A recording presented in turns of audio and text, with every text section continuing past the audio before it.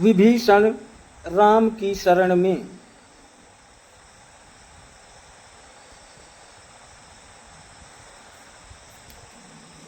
विभीषण श्री राम की शरण में। रावण से अपमानित होकर विभीषण अपने 4 भयंकर तथा पराक्रमी अनुचरों के साथ आकाश मार्ग से 2 ही घड़ी में उस स्थान पर आ गए जहां लक्ष्मण सहित श्री राम विराजमान थे। बुद्धिमान महापुरुष विभीषण ने आकाश में ही स्थित रहकर सुग्रीव तथा अन्य वानरों की ओर देखते हुए उच्च स्वर से कहा, हे वानर राज, मैं लंका के राजा रावण का छोटा भाई विभीषण हूँ। मैं रावण के उस कुकृत्य से सहमत नहीं हूँ जो उसने सीता जी का हरण करके किया है। मैंने उसे सीता जी को लौटाने के लिए अनेक प्रकार से समझाया, परंतु उसने मेरी बात न मानकर मेरा और मुझे लंका से निष्कासित कर दिया। मैं यहाँ श्री रामचंद्र जी की शरण में आया हूँ, आप उन्हें मेरे आगमन की सूचना भिजवा दें। विभीषण की बात सुनकर सुग्रीव ने रामचंद्र के पास जाकर कहा, हे राघव, रावण का छोटा भाई विभीषण अपने 4 मंत्रियों सहित आपके दर्शन करना चाहता है। यदि आपकी अनुमति हो तो उसे यहाँ उपस्थित करूं, किंतु मेरा विचार है कि हमें शत्रु पर सोच समझकर ही विश्वास करना चाहिए। एक तो राक्षस वैसे ही क्रूर, कपटी और मायावी होते हैं, फिर ये तो रावण का सहोदर भाई ही है और वो बिल्कुल भी विश्वसनीय नहीं है, से अधिक बुद्धिमान है। जैसी आपकी आज्ञा हो वैसा मैं करूं। सुग्रीव के तर्क सुनकर रामचंद्र जी बोले, हे वानर राज, आपकी बात सर्वथा युक्ति संगत और हमारे हित में है, परंतु नीतिज्ञ लोगों ने राजाओं के 2 शत्रु बताए हैं, एक तो उनके कुल के मनुष्य और दूसरे उनके राज्य के सीमावर्ती क्षेत्रों पर शासन करने वाले अर्थात पड़ोसी शासक। ये दोनों उस समय किसी राज्य पर आक्रमण करते हैं जब राजा किसी व्यसन अथवा विपत्ति में फंसा हुआ होता है।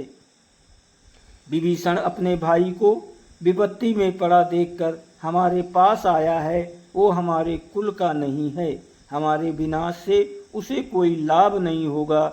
इसके विपरीत यदि हमारे हाथों से रावण मारा जाएगा तो वो लंका का राजा बन सकता है। इसलिए यदि वो हमारी शरण में आता है तो हमें उसे स्वीकार कर लेना चाहिए।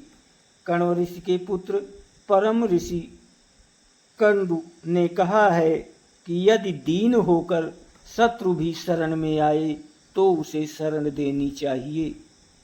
ऐसे शरणागत की रक्षा न करने से महान पाप लगता है। इसलिए शरण में आए विभीषण को अभय दान प्रदान करना ही उचित है। अतः तुम उसे मेरे पास ले आओ। जब सुग्रीव विभीषण को लेकर राम के पास आए तो उसने दोनों हाथ जोड़कर कहा, हे धर्मात्मन, मैं लंकापति रावण का छोटा भाई विभीषण हूँ। ये जानकर मैं आपकी शरण में आया हूँ कि आप शरणागत वत्सल हैं, इसलिए आप मुझे शरणागत का उद्धार कीजिए। विभीषण के दीन वचन सुनकर श्री रामचंद्र जी ने उसे गले से लगाते हुए कहा, हे विभीषण, मैंने तुम्हें स्वीकार किया, अब तुम मुझे राक्षसों का बलाबल बताओ। श्री राम का प्रश्न सुनकर विभीषण बोला, हे दशरथ नंदन, ब्रह्मा से वर पाकर 10 मुख रावण देव, दानव, नाग, किन्नर आदि सभी से अवध्य हो गया है। उसका छोटा भाई कुंभकर्ण, जो मुझसे बड़ा है, भी अद्भुत पराक्रमी, सूरवीर तथा तेजस्वी है। उसके सेनापति का नाम प्रहस्त है, जिसने अपने शौर्य का प्रदर्शन करते हुए कैलाश पर्वत पर दुर्दमनीय मणिभद्र को पराजित किया था।